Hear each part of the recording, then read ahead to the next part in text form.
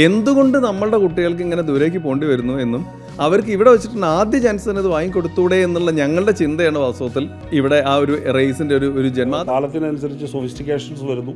ആ സൊഫിസ്റ്റിക്കേഷൻസ് പരമാവധി സ്ഥാപനത്തിൽ ഉൾക്കൊള്ളിച്ചുകൊണ്ട് കുട്ടികളിലേക്ക് എങ്ങനെ എത്തിക്കാമെന്നുള്ളതിനെക്കുറിച്ച് എല്ലാ കാലത്തും ഞങ്ങൾ അതിനുവേണ്ടി ശ്രമിച്ചുകൊണ്ടിരുന്നവരാണ്. 2033 ഒക്കെ ആകുമ്പോഴത്തേന് ഓൾ ഇന്ത്യയിലും GCC കൺട്രീസിലും റേസ് കംപ്ലീറ്റ് ചെയ്യാന്നുള്ളതാണ് ഇപ്പോഴത്തെ. അപ്പോൾ അങ്ങനത്തെ ഒരു കോമ്പറ്റീഷൻ തട്ട് നമുക്ക് ഒരിക്കലും വന്നിട്ടില്ല. കാരണം വെച്ചാൽ നമ്മുടെ അലൂമിനി അത്ര സ്ട്രോങ് ആണ്. ഒരു 2005 ഇതേപോലത്തെ ഒരു ദിവസം, അതായത് April 28 റേസ് ആദ്യത്തെ ക്ലാസ് തുടങ്ങുന്നത്. എന്ന് വെച്ചാൽ ഇത് 21 വർഷമായി. ഇപ്പോൾ ഞാനും ദിലീപ് സാറും അഫ്സൽ സാറും ഒരേ സ്ഥാപനത്തിൽ ജോലി ചെയ്യുന്ന ആൾക്കാരായിരുന്നു. നസീർ സാർ മറ്റൊരു ഇൻസ്റ്റിറ്റ്യൂട്ടിലായിരുന്നു ജോലി ചെയ്തിരുന്നത്. അപ്പോൾ ഞങ്ങളെല്ലാവരും കൂടി കൂടിയിട്ട് നമ്മൾക്ക് എന്തുകൊണ്ടൊന്ന് സ്വന്തമായിട്ട് തുടങ്ങിക്കൂടാ എന്ന് ആലോചിക്കുകയാണ് ചെയ്തത്. അങ്ങനെ ആ ചിന്തയുടെ മുകളിലാണ് വാസ്തവത്തിൽ റേസ് തുടങ്ങുന്നത്. റേസ് എന്നുള്ള പേരായിട്ട് ഞങ്ങൾക്ക് ബേസിക്കലി ബന്ധം അങ്ങനെ 4 പേരുടെ പേരായിട്ടൊന്നും ബന്ധമില്ലെങ്കിലും ഞങ്ങൾ ആ സമയത്ത് ഒരു കിരണം എന്നുള്ള അർത്ഥത്തിൽ തന്നെ റേസ് തുടങ്ങാം എന്നൊരു പ്ലാനായിട്ടാണ് ചെയ്തത്. 4 ടീച്ചേഴ്സാണ്, ഞങ്ങൾ 4 സബ്ജക്റ്റാണ് എടുക്കുന്നത്. അന്ന് എൻട്രൻസ് കോച്ചിങ് വളരെ കൂടെ വ്യാപകമായിട്ടുള്ള സമയമാണ്. പക്ഷേ കോഴിക്കോട് ഒരു പ്രശ്നം എന്തായിരുന്നു എന്ന് വെച്ച് കഴിഞ്ഞാൽ ഇവിടെ ട്യൂഷൻ ഫീൽഡ് ഉണ്ട്. അത് കഴിഞ്ഞതിന് ശേഷം പിന്നെ എൻട്രൻസിന് മറ്റെവിടെയെങ്കിലും പോയിട്ട് റിപ്പീറ്റ് ചെയ്തിട്ട് എൻട്രൻസ് വാങ്ങാൻ ഒരു ടെൻഡൻസിയാണ് ഉണ്ടായിരുന്നത്. എന്തുകൊണ്ട് നമ്മളുടെ കുട്ടികൾക്ക് ഇങ്ങനെ ദൂരേക്ക് പോകേണ്ടി വരുന്നു എന്നും അവർക്ക് ഇവിടെ വെച്ചിട്ട് ആദ്യ ചാൻസ് തന്നെ ഇത് വാങ്ങിക്കൊടുത്തൂടെ എന്നുള്ള ഞങ്ങളുടെ ചിന്തയാണ് വാസ്തവത്തിൽ ഇവിടെ ആ ഒരു റേസിൻ്റെ ഒരു ജന്മം. അതാണ് വാസ്തവത്തിൽ ഞങ്ങൾ ഡിഫറൻസ് ക്രിയേറ്റ് ചെയ്യാൻ പറ്റിയത്. കാരണം ആദ്യ അറ്റംപ്റ്റുകാർക്ക് അന്ന് മുതൽക്ക് ശരിക്കും കോഴിക്കോട് എൻട്രൻസ് കിട്ടാൻ തുടങ്ങിയെന്ന് പറയാം. അപ്പം നമ്മൾ എല്ലാ കാലത്തും എന്താണെന്ന് വെച്ച് കഴിഞ്ഞാൽ പരീക്ഷകളുടെ രീതികൾ മാറുന്നതിനനുസരിച്ചും അതേപോലെ തന്നെ പരീക്ഷയുടെ ചോദിക്കപ്പെടുന്ന ചോദ്യങ്ങളുടെ രീതിയൊക്കെ മനസ്സിലാക്കിക്കൊണ്ട് റെഗുലറായിട്ട് നമ്മൾ എന്ത് ചെയ്തിട്ടുണ്ട്, നമ്മുടെ സ്റ്റഡി മെറ്റീരിയൽസ് ആണെങ്കിലും എക്സാമിനേഷൻ പാറ്റേൺ ആണെങ്കിലും എക്സാമിനേഷൻ വാലുവേഷൻ്റെ രീതികളൊക്കെ ആണെങ്കിൽ നമ്മൾ കാലോചിതമായി പരിഷ്കരിച്ചുകൊണ്ട് ഏറ്റവും കാലോചിതമായ പരിഷ്കരണം വരുത്തിയുള്ള ഏറ്റവും ബെസ്റ്റായിട്ടുള്ള മെറ്റീരിയൽസ് പ്രൊവൈഡ് ചെയ്യാൻ നമ്മൾ എല്ലാ കാലത്തും ശ്രമിക്കാറുണ്ട്. പിന്നെ രണ്ടാമത്തെ കാര്യം എന്താണെന്ന് വെച്ച് കഴിഞ്ഞാൽ ഇപ്പോൾ റേസിനെ സംബന്ധിച്ച് പറയുകയാണെങ്കിൽ നമ്മൾ ഈ ടെക്നോളജിക്കൽ ഇൻകോർപ്പറേഷൻ കാലത്തിനനുസരിച്ച് സൊഫിസ്റ്റിക്കേഷൻസ് വരുന്നു.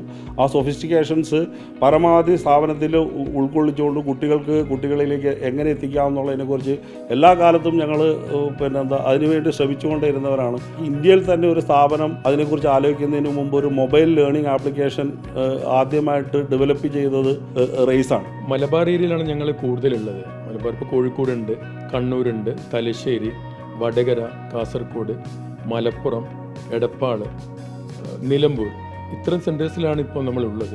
ഇപ്പോൾ അടുത്ത 2 വർഷം കൊണ്ട് ഞങ്ങൾ പ്ലാൻ ചെയ്യുന്നത് എന്താണെന്ന് പറഞ്ഞാൽ കേരളം കംപ്ലീറ്റ് ചെയ്യാന്നുള്ളതാണ്. തൃശ്ശൂർ, എറണാകുളം, കൊല്ലം ട്രിവാൻഡ്രം പോലുള്ള ജില്ലകളിൽ പോവാം. അതോടൊപ്പം തന്നെ പാരലായിട്ട് GCC കൺട്രീസിലേക്കും ഇറങ്ങിച്ചില്ല എന്നുള്ളതാണ്. അപ്പോൾ 2028 വരെയുള്ള പ്ലാൻ അതാണ്.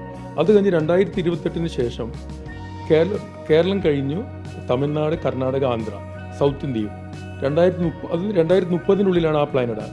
2030 ശേഷം നോർത്ത് ഇന്ത്യയും കൂടിയും ഡെവലപ്പ് ചെയ്ത് അത് 2033 ഒക്കെ ആകുമ്പോഴത്തേന് ഓൾ ഇന്ത്യയിലും GCC കൺട്രീസിലും റേസ് കംപ്ലീറ്റ് ചെയ്യാന്നുള്ളതാണ് ഇപ്പോഴത്തെ പ്ലാൻ. അപ്പോൾ ഞങ്ങൾക്ക് എല്ലാ സ്ഥലങ്ങളിലും ഹോസ്റ്റൽ ഫെസിലിറ്റീസ് ഉണ്ട്.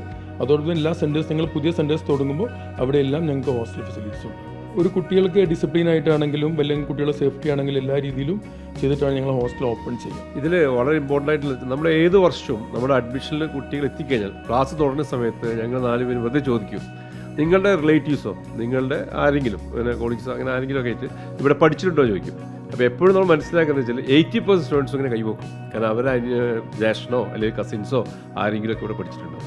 അതാണ് നമ്മുടെ സ്ട്രെങ്ത്. നമ്മൾ അലൂമിനിയാണ് നമ്മുടെ സ്ട്രെങ്ത്. ഏത് വർഷവും എപ്പോഴും അങ്ങനെ തന്നെ. അപ്പോൾ അങ്ങനത്തെ ഒരു കോമ്പറ്റീഷൻ തട്ട് നമുക്ക് ഒരിക്കലും വന്നിട്ടില്ല. കാരണം വെച്ചാൽ നമ്മുടെ അലൂമിനി അത്ര സ്ട്രോങ് ആണ്. ഇപ്പോൾ എപ്പോഴും എല്ലാ വർഷവും നമ്മുടെ ഇൻസ്റ്റിറ്റ്യൂട്ടിൽ നിന്ന് IIT-ലായാലും NIT-ലായാലും മെഡിക്കൽ കോളേജ്, എയിംസ് പോലത്തെ സ്ഥാപനങ്ങളിൽ ഒരുപാട് വിദ്യാർത്ഥികൾ പഠിക്കാൻ പോകുന്നുണ്ട്. അപ്പോൾ സ്വാഭാവികമായിട്ട് ഒരു കുട്ടി അഡ്മിഷൻ എവിടെയും എടുത്തു കഴിഞ്ഞാൽ പിന്നെ ആ ഫാമിലി സ്വാഭാവികമായിട്ട് നമ്മുടെ ഒപ്പം ഉണ്ടാവുള്ളൂ.